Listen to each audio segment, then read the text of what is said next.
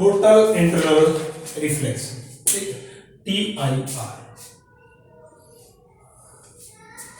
अपना चैप्टर कौन सा चल रहा है? Total internal reflection. Total internal reflection है ये,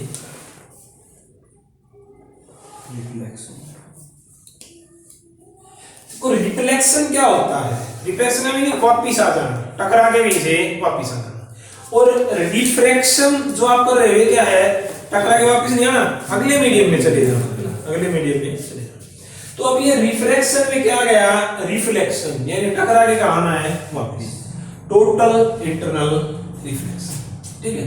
देखो ये जो रिफ्लेक्शन है ये रिफ्रैक्शन की वजह से हो रहा है। किसकी वजह से हो रहा है? समझना है? अभी देखते हैं कैसे हो रहा है। जैसे आपने रियल डेप्थ और अपेरेंट डेप्थ करी थी, बिल्कुल वैसे ही यहाँ पे इंटरफेस है, इसके नीचे क्या है? वाटर। ऊपर मान लिया गया या वाटर क्या कोई भी मीडियम है लेकिन डेंसर है, ऊपर वाले की हो जाएगी क्या जी?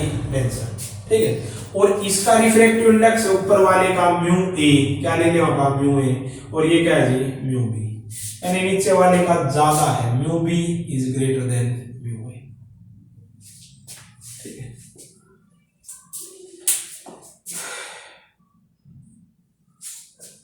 आपका ऑब्जेक्ट है यहां, ठीक है। रे ऑफ लाइट जो है नॉर्मल जाएगी, अनडायरेक्टेड चली जाएगी स्ट्रेट, क्या चली जाएगी? तो ऐसे स्ट्रेट चली जाएगी, ठीक है भाई। ये रे ऑफ लाइट कहां जाएगी? देखो आप क्या कहोगे जी? नॉर्मल खींचेंगे, ये नॉर्मल खींच लिया, क्लियर है।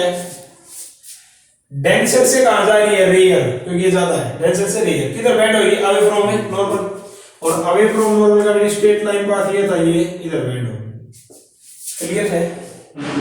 अब मैं आपसे ये कहूं, देखो कि भाई जो एंगल ऑफ इंसिडेंस था आई, ये और भी आपका जो आपकी रे ऑफ लाइट ऐसे जा रही थी, एंगल ऑफ इंसिडेंस यहां पर देखो आप बढ़ जाए, बढ़ गया ना भाई एंगल ऑफ इंसिडेंस। अरे मेरी बात समझ आई कि नहीं? इस रे के लिए बढ़ गया। और अवे फ्रॉम नॉर्मल मुड़ना है तो जो रिफ्रैक्शन वाला है वो इंसिडेंस से ज्यादा होना है एंगल, साफ दिख रहा है? क्या होना है? ज्यादा। आपके बात समझ में आई ना? ये एंगल ऑफ इंसिडेंस बढ़ गया तो एंगल ऑफ रिफ्रैक्शन भी और बढ़ जाएगा, है ना? मीन ये रे और भी ज्यादा बेंड हो जाएगी। बात समझ में आ रही कि नहीं? जब आपकी डेंसर से रेयर जाएगी तो अवे फ्रॉम नॉर्मल जाओगी, और अवे फ्रॉम नॉर्मल जाएगी तो आई से ज्यादा क्या बढ़ेगा? टुवर्ड्स नॉर्मल जाएगी तो फिर तो आई क्या होगा? ज्यादा होगा, और आर क्या होगा? कम। तो आप सभी समझदार हो, जैसे जैसे रे इधर को जाती जाएगी आई बढ़ता जाएगा और एंगल ऑफ रिफ्लेक्शन भी बढ़ जाएगा। एक पॉइंट ऐसा आ जाएगा कि आपकी रे अलोंग नॉर्मल क्या हो जाएगी? रिफ्लेक्ट। जो रिफ्रैक्शन है रे वो अलोंग सरफेस क्या हो जाएगी? रिफ्लेक्ट। और इस एंगल को बोलते हैं क्रिटिकल एंगल। क्या बोलते हैं? Critical angle. इसके ऊपर रे कितना रिफ्लेक्ट होगी? अलोंग ए सरफेस, या आप कहोगे एंगल ऑफ रिफ्रैक्शन कितना हो गया? 90। This is critical angle. अब बात समझ आई कि नहीं? जैसे जैसे रे इधर जाती जाएगी एंगल ऑफ इंसिडेंस बढ़ता जाएगा, और एंगल ऑफ इंसिडेंस बढ़ता जाएगा तो रिफ्रैक्शन बढ़ जाएगा। एक पॉइंट ऐसा आ जाएगा कि रे किधर जाएगी? अलोंग सरफेस रिफ्लेक्ट हो जाएगी, और ऐसे एंगल को हम क्या बोलेंगे? क्रिटिकल। क्या बोलेंगे उसको? Critical.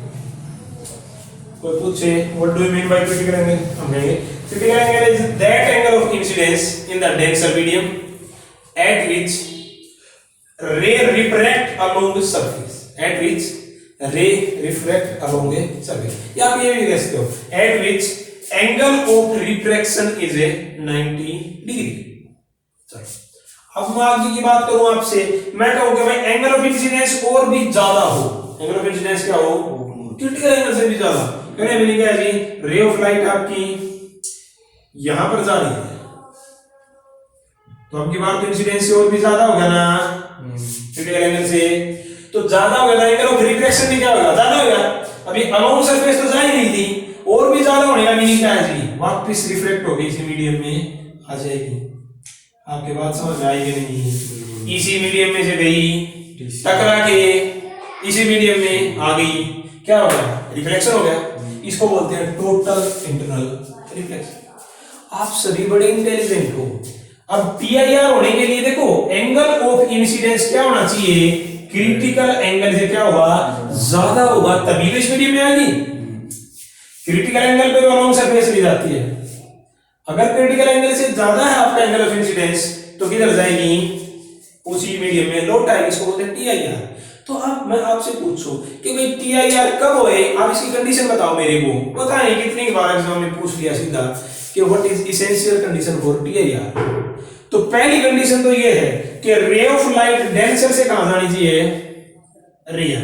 Ray of light denser से कहां जानी चाहिए, क्योंकि जब डेंसर से रेयर जाएगी तो ही तो अवे फ्रॉम नॉर्मल बैंड होगी, नहीं तो इधर बैंड हो जाएगी, तो जाएगी नहीं कभी इस मीडियम में। तो मेरी बात समझ रही है, जब डेंसर से रेयर जाएगी तो ही तो अवे फ्रॉम नॉर्मल आएगी, नहीं इधर और बैंड हो जाएगी ये, और इधर बैंड होने का मीनिंग तो कभी भी इस मीडियम में आएगी।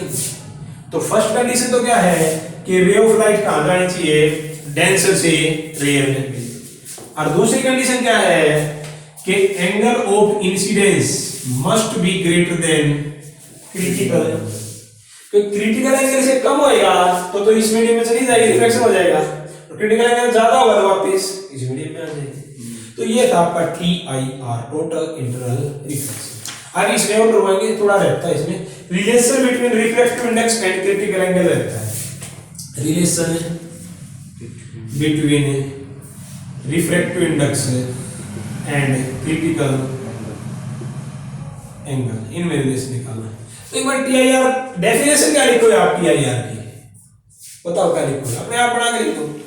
The phenomena of reflection of light into the denser medium from the surface of A denser medium when angle of incidence is greater then a critical angle. समझ में गया?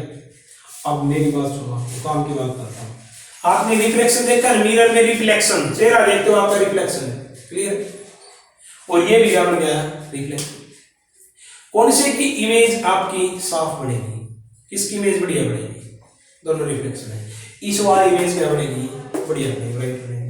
क्यों बढ़ेगी, सुन लो मेरी बात। जो आप मिरर देखते हो तो मिरर आपका 95% लाइट को रिफ्लेक्ट करता है। कितना लाइट को रिफ्लेक्ट करता है, 95। 5% कहां चली जाती है, उसको एब्जॉर्ब कर लेना, ट्रांसमिट हो जाती है, उसमें से अंदर से निकल जाती है, और कितनी वापस आती है, 95। लेकिन TIR में 99% आपकी लाइट क्या होती है, रिफ्लेक्ट। इसमें इमेज क्या बनती है, अच्छी बनती है। इसमें TIR टोटल इंटरनल रिफ्लेक्शन। दोनों कंडीशन बता दी, आपके समझ में आ गया। अब बात आगे रिलेशन। रिलेशन में कुछ नहीं करना, स्नेच आता आपको आता है, हर टॉपिक में लगेगा। मैंने जिस दिन स्नेच करवाया मैंने कहा था स्नेच हर टॉपिक में हो जाएगा। आप है ना क्रिटिकल एंगल कहां है, यहां suppose this point is P point पे है ना, स्नेच लगा दो, लगाओ, बताओ क्या होगा, जिस मीडियम क्या लिखोगे, apply snatch law at point P। कुछ भी तो नहीं करना आपको, कुछ नहीं रटना, कुछ नहीं पढ़ना। क्या है जी, जिस मीडियम में से गई है म्यू बी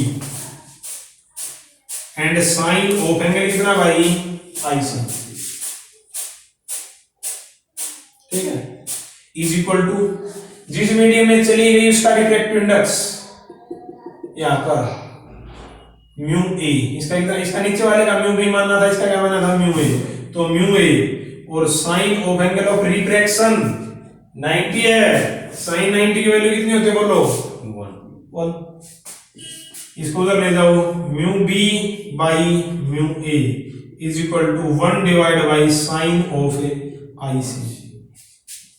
ठीक है भाई, ये क्या बन गया, ये बन गया refractive index of medium B with respect to A is equal to 1 divide by sine of IC।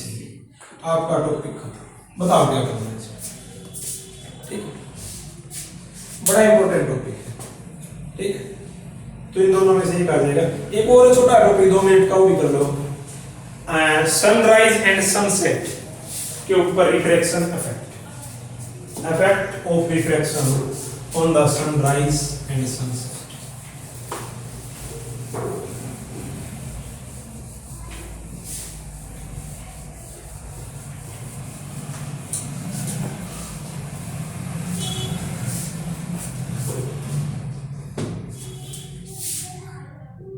Effect of refraction on sunrise and sunset. देखो भाई क्या होता है, सन जब राइज होता है, सुबह उदय होता है, और शाम को क्या होता है, अस्त होता है, सेट होता है। तो वहां रिफ्लेक्शन का एक इंपॉर्टेंट रोल है। क्या होता है कि सन राइज होने से पहले ही आपको सन दिखने लग जाता है। मेरी बात समझो इसका, आपको सन कब दिखता है, जब वो ओरिजिन से कहा जाए ऊपर, जब ओरिजिन कहा जाए ऊपर तो आपको दिखने लगेगा। ये ओरिजिन है, इधर से सन को आना है, तो जब इससे ऊपर आएगा तभी तो आप देख पाओगे। ये ओरिजिन है, इससे ऊपर आएगा, यहाँ आएगा तभी तो आपको दिखेगा। और अगर यहाँ नीचे आया भी तो ये अर्थ है, तो नहीं दिखाई देगा।